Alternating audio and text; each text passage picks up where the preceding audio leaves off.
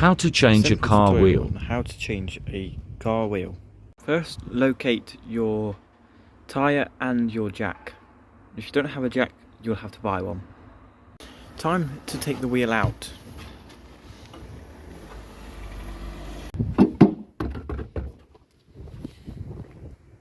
So with your jack, you want to place it here where it says narrow and place it on the sill like that.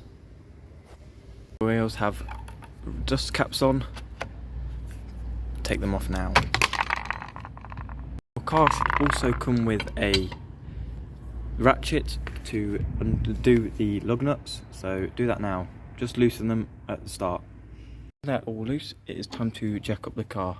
So what you want to do is twist this until the wheel is off the floor. You want to undo all the lug nuts. Pull the wheel off and put a new one on.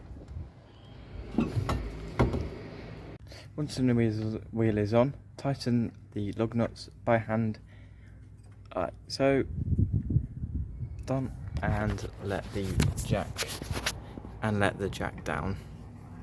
If you have a torque wrench, torque them up to 110 Newton meters, or if you don't, just tighten them as tight as you can. Put your hubcap back on and you have completed the job.